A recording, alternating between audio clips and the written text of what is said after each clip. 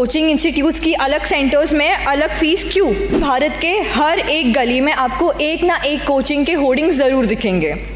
इनमें कितनी सच्चाई है हमें क्या पता, हम तो वैसे भी अंधे की लाठी नहीं अंधे खुद बन चुके हैं। ऐसे कोचिंग इंस्टीट्यूट्स के वजह से हमारे दूसरे बच्चों का रैंक एंड स्कोर्स अफेक्ट होता है।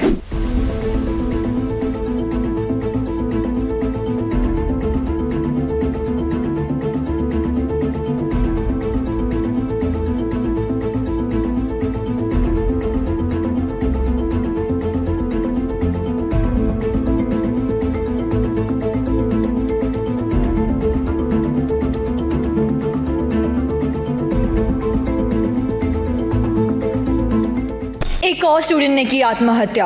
A 16-year-old JEE student attempted suicide in Kota. हम सब सोचते होंगे इसने सुसाइड अपनी स्टडी प्रेशर्स के लिए की होगी, लेकिन इसके पीछे जिसका हाथ है उन्हें हम कुछ नहीं बोलते। कोचिंग सेंटर्स, जी हाँ, coaching centres. In spite of knowing the error in the functionality of these coaching centers, we do not say against anything। महोदया, भारतवर्ष में आज़ादी के पश्चात धर्म और शिक्षा के व्यवसायीकरण हो गया है। शिक्षा अगर दान देने की वस्तु है तो उसका व्यवसायीकरण क्यों? कोचिंग इंस्टीट्यूट्स की अलग सेंटर्स में अलग फीस क्यों? The classes in these coaching centers have been divided on the basis of the students' intelligence level. Brilliant students have been taught by excellent faculties and receive concession in their fees, whereas the average students are taught by average faculties and have to pay higher fees। ऐसा भेदभाव क्यों? जब सब students का एक ही लक्ष्य है तो उनमें भेदभाव क्यों करते हैं? Malpractices have occurred.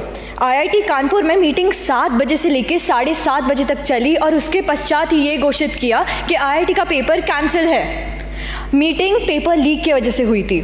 Paper leak एक कोचिंग इंस्टीट्यूट के एक्स्ट्रा क्लास में लीक की गई थी।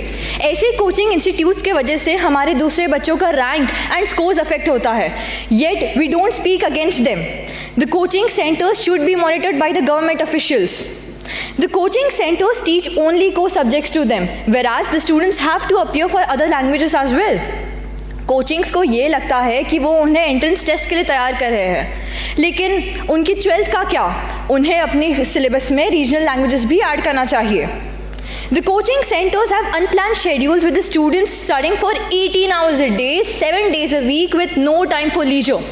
साइकोलॉजी के हिसाब से a student cannot study for 18 hours a day without going into depression, which can eventually lead him to suicide and feel lonely। Government को कोचिंग सेंटर्स के लिए एक टाइम टेबल शेड्यूल करना चाहिए।